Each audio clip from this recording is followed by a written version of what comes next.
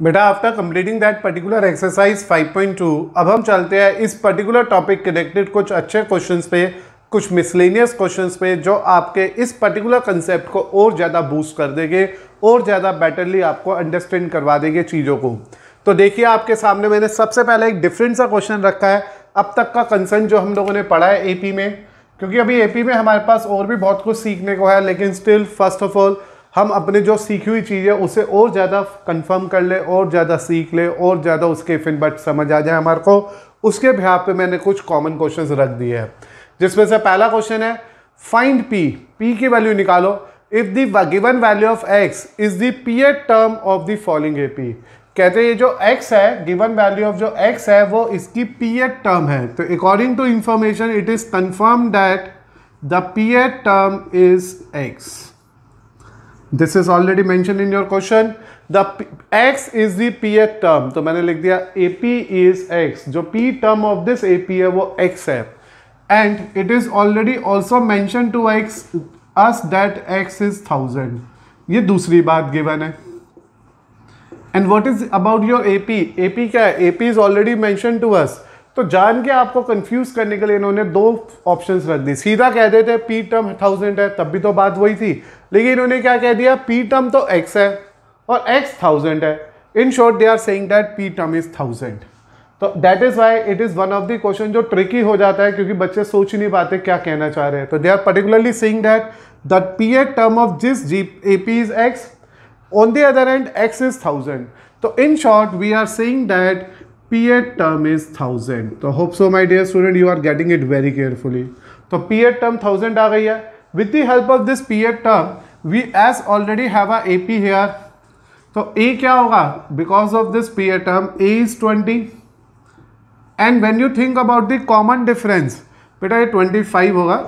a is 25, common difference is 50 minus 25, that is also 25.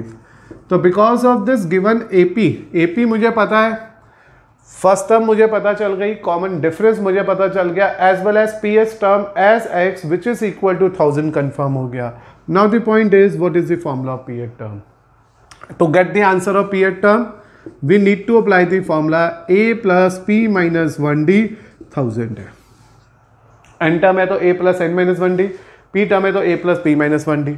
Here a means 25, we have to fight for p, that is also 25, this is 1000।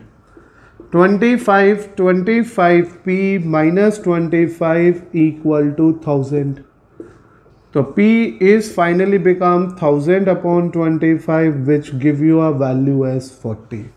तो as a result जो मेरे पास इस question से p की value आ गई वो 40 आ गई, और this is we have to find out in our question only.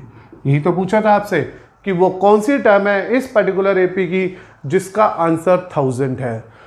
तो 25, 50, 75 it's a purely a table of 25 चल रहा है बेटा। अगर आप वैसे भी सोचो तो 25 के टेबल पे 1000 कब आता है? तो it is coming at the point 40। 25 40 are 1000। तो इन शॉर्ट है सब कुछ वही, टेबल ही चल रहा था एक्यूरेट, लेकिन हमारे को यहाँ परफॉर्म करना था, सिंप्लीफाई करना था with the help of AP. तो one of the good question था ये, दोबारा देख लो एक बार। तुम्हें पी की वैल्यू निकालनी है जब ये ऑलरेडी दे रखा है कि x is the p term of the following AP, x is p term का वैल्यू है। On the other end x is itself equal to 1000। In short we are saying that p term is equal to 1000। P term 1000 आ गया है, first term 25 है, common difference 25 है, P term का formula हो गया a plus p minus 1d। N term में p की जगह n आता है, 10 टर्म में 10 आता है, 11 टर्म में 11 आता है, p टर्म में p आ जाएगा। तो it give you a plus p minus 1d as 1000। Then we substitute the value of a and d in it, simplified accordingly, and we are getting the 40th term of this given AP is 1000. Now we are moving to our question number 2 as an extra question of today's lecture। ये question, this particular question के जैसा एक question हमने अपनी actual exercise 5.2 में भी discuss किया था, and hope so you each and every student have a information about it. पढ़ो, समझो, खुद करो पॉज करके। लिखा हुआ है which term of the AP 3, 8, 13 and 18 will be 132 more than it's 31st term. याद आया? ऐसे ही हमारा क्वेश्चन था एक हमारी अपनी प्रीवियस एक्सरसाइज 5.2 में, जब हमारे को एक टर्म निकालनी थी जो एक पर्टिकुलर 54 टर्म से 132 या 130 बड़ी थी। तो यहाँ पे भी कुछ वही क्वेश्चन वैसे ही सेंस में आया है।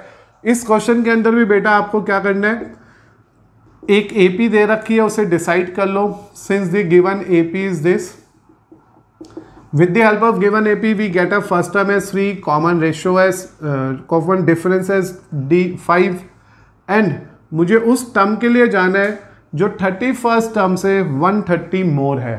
तो what this finally means, we have to fight for 31st term.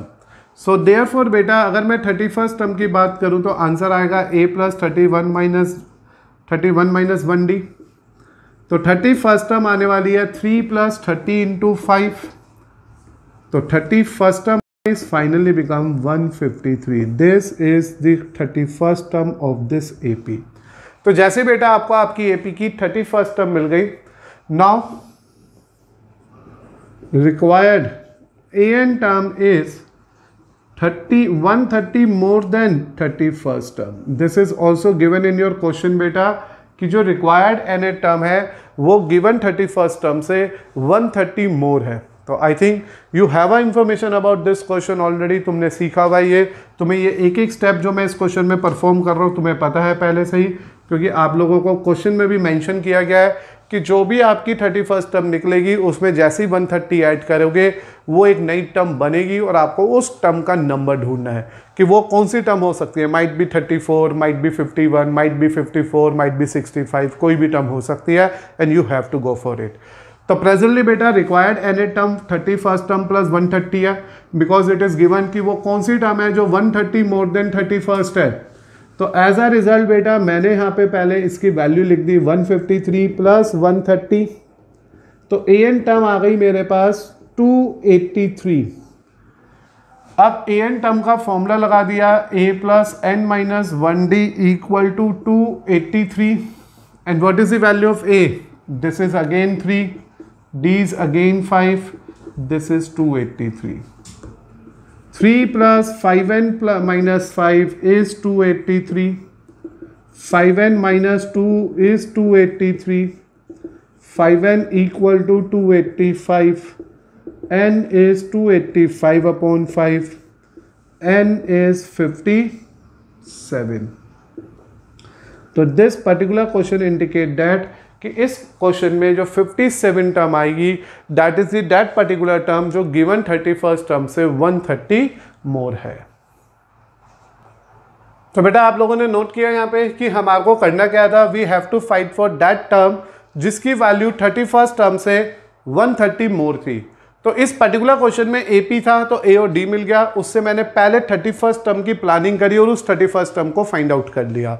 After obtaining the result of 31st term, we have to go for that particular term which is itself 130 more than 31st term. तो मैंने फिर उसके बाद nth term find out कर ली। With the help of the value of our nth term, we plan and go for the value of n and जिसका result मेरे पास 57 आ गया। Now बेटा we are moving to a question number 3. Again a very good question जो बहुत ही different scene से है, सीखो आराम से। Fourth term of AP is 0. It is already mentioned that कोई एक AP है जिसकी fourth term 0 है। Prove that 25th term of an AP is 3 times its 11th term. तो सबसे पहले मैंने let किया, let the first term be A and common difference is D. जब भी बेटा आपको कोई AP नहीं कंफर्म पता हो तो आपके लिए मोस्ट इंपॉर्टेंट हो जाता है कि उसमें आप A और D को as a first and common difference मान लो। Since fourth term is given to us as 0, so it is a plus 3d equal to 0. From where we get this a plus 3d? This is just because of the formula of a plus n minus 1d. As a result, we are obtaining the value of a from the given relation that a is equal to minus का 3d. Now beta we have to prove that 25th term of an AP is 3 times of its 11th term. तो हमारे को ये यहाँ पे prove करके देना है कि जो 25th टर्म है, क्या प्रूव करना है लिख लेते हैं। We have to prove that 25th term is 3 time of 11th term. This is the result we need to prove in our question. तो for the proof of this result मुझे सबसे पहले 25th टर्म चाहिए। 25 term formula देगा a plus 25 minus 1d, तो 25 term की value आ जाएगी minus की 3d plus 24d. From where we get this a? From this part. We already have the relation between a and d because of the fourth term, and we substitute the value of a as minus 3d from the above part. As a result 25 term की value 21d आ गई. Let's take this as first information. After having the result of 25th term, now we need to find out the result of its 11th term. Since 11th term का formula आने वाला है a plus 10d और a की जगह जाने वाला है minus 3d just because of that above relation given to us. तो 11 टर्म आ गई बेटा 7d. अब ये तो देख के ही पता चल जाता है कि जो 21d और जो 7d है that is basically a multiple of 3. But आपको ये प्रूव करके दिखाना है, तो हमने लिखा सिंस जो 25 टर्म आ रही थी वो 21d आ रही है, यानी कि 25 term will be written as 3 into 7d also. 25th term is equal to 3, and what we write in the place of 7d? In the place of 7d we have to mention this as 11th term, hence we proved that answer. Is this okay? तो आपको बहुत easily और ध्यान से ये समझ आ गया कि ये जो क्वेश्चन था एक बार फिर से यूनिक सा क्वेश्चन था, और इस बार हमारे को एपी के अंदर एक रिजल्ट को वेरीफाई करना था, और हमारे पास सिर्फ एक छोटी सी इंफॉर्मेशन थी कि हमारी एपी की 4 टर्म 0 है. तो we continue our question from this statement only कि फर्स्ट टर्म ए है, कॉमन डिफरेंस डी है, और फोर्थ टर्म 0 है. और अगर फोर्थ टर्म 0 है तो a प्लस 3d 0 हो गया. अगर a प्लस 3d 0 है तो a इक्वल टू माइनस का 3d हो गया, and we get this condition, this relationship between a and d. Now we have to prove that 25th term is triple of 3 time of 11th term. This we need to verify. To have the verification of this value, we have to go for 25th term, which have a result a plus 24d. Putting a as minus 3d, simplifying it, we are getting 21d. Then for 11th term, we have a formula a plus 10d. Again putting a as minus 3d, simplifying it, it gives you a value as 7d.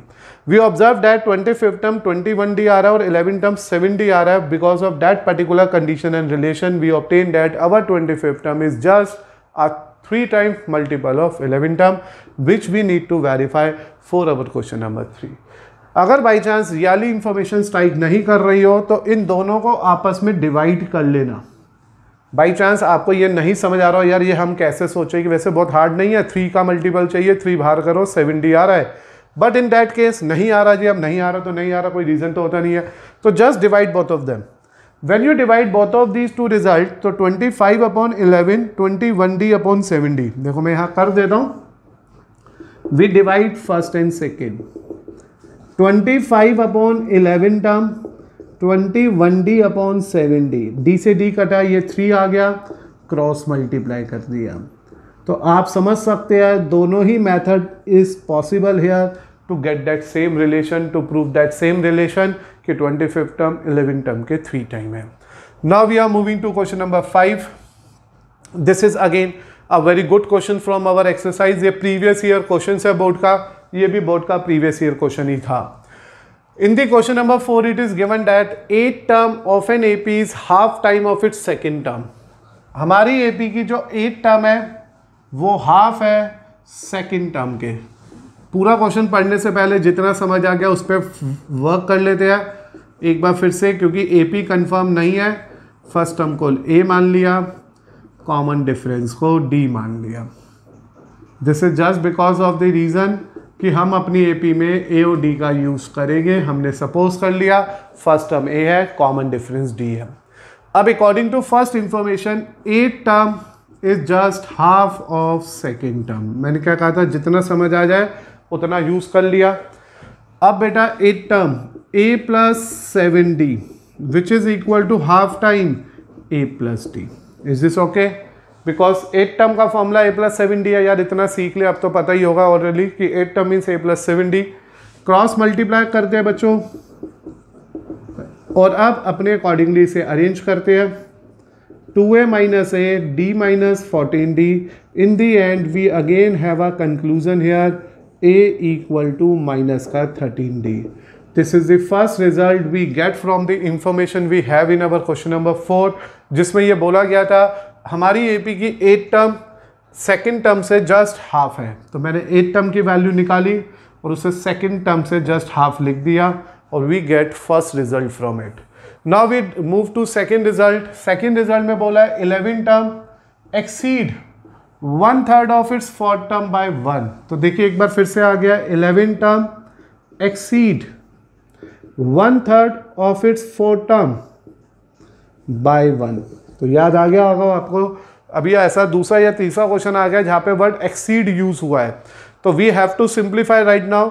11 term minus 1/3 of fourth term equal to 1। तो ये mathematically conversion कर दिया उस statement का जो हमारे को question में दे रखा था कि 11 टर्म फोर्थ टर्म के 1/3 करने के बाद 1 बड़ा आ रहा है।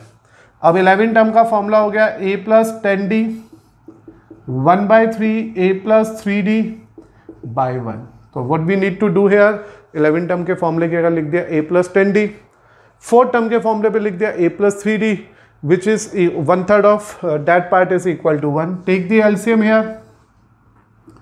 3a plus 30d minus a minus 3d upon 3. Here you take the LCM and shift that minus to an inside term. We are getting 2a plus 27d equal to 3. So this is the second observation, second condition we get from our information in a given question. एक बार recheck करते हैं दोनों को। Question में कहा गया first term a है, common difference दी है, 8 टर्म हाफ है, सेकेंड टर्म के we use that result, simplified accordingly and get a first relation. Then it is also mention in your question 11 term 1/3 time of fourth term से exceed कर रहा है by 1। तो we put the formula of 11 term, then we put the formula of fourth term, keep that fourth term 1/3, difference of that with 11 term give you a 1। We have the another relation. Now from first and second, जो भी first और second condition है उसमें d की value minus 13d रख दी, 27d equal to 3 आ गया, minus 26d plus 27d 3 आ गया, इन the and d 3 आ गया। जैसे बेटा d की वैल्यू 3 आ गई, we have a result of a की वैल्यू माइनस 13 इंटू 3, a की वैल्यू माइनस 39 आ गई। और बेटा बस हम अपने क्वेश्चन में ए और डी तक की ही वेट करते हैं। जैसे ए और डी आ जाता है, now you are in a position to find out each and every term of this AP as and when required. तो बेटा मुझे उम्मीद है ये फर्स्ट और सेकंड स्टेटमेंट तक पहले समझ आ गया था। फिर मैंने इन दोनों को आपस में सब्स्टिट्यूट कर दिया, यानी कि लीनियर इक्वेशन की दो इक्वेशंस को जैसे सॉल्व कर रहे थे by the help of substitution method, we simplify it and get the value of D. After having D, put this D in any of these two equation as and when required, जैसे आपको अच्छा लगे, and you are getting A. After having these two A and D both, A और D आ गया, कौन सी term निकालनी है मुझे, बस 15 टर्म। तो नाउ बेटा we try and find out its 15 term, और इसकी 15 टर्म का फॉर्मूला है a plus 14d, a plus 14d। तो हेयर बेटा a means I think minus का 39 और this is 14 into 3, it is minus का 39 plus 42, the 15 term of this question is 3। तो एज अ रिजल्ट जो मेरे पास 15 टर्म आ गई वो 3 आ गई। तो I think this is again a very good question. In this question हमने देखा this is a very good question and we decide here कि देखो हमारे पास पहले 8 term half of second term थी, वी गेट फर्स्ट रिलेशन। फिर 11 term exceed कर रहा था फोर्थ टर्म के 1/3 से by 1, we get this second relation. Substitute both of the relations with get a and d। After ad we try and find out our 15 term। Now बेटा we are moving to our question number 5 जो 2010 का CBSE question भी है और NCERT examiner का भी question है। 2010 CBSE, तो आपके अपने बोर्ड का क्वेश्चन ध्यान से सीखो। In this particular question number 5 it is mentioned that find the sum of two middlemost term of this AP। हमारे को दो मिडल मोस्ट टर्म ढूंढनी है। मिडल मोस्ट मतलब वो टर्म जो बिल्कुल इनके सेंटर में आ रही है, उन दोनों का सम चाहिए।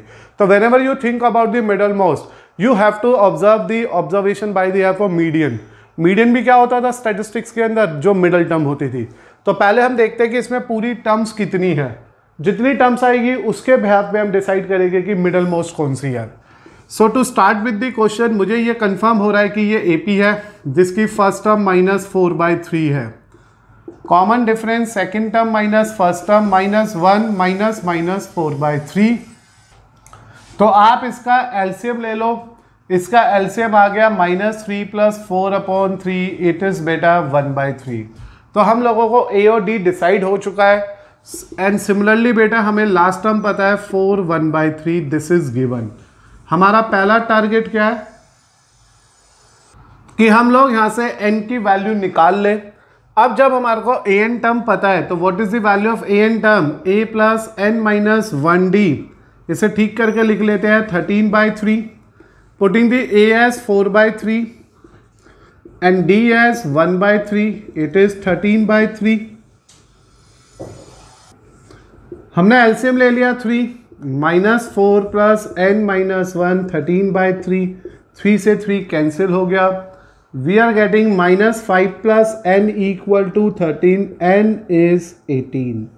तो this is confirm from the question that कि इस एपी में 18 टर्म्स है और मुझे उन 18 टर्म्स में से मिडल मोस्ट चाहिए।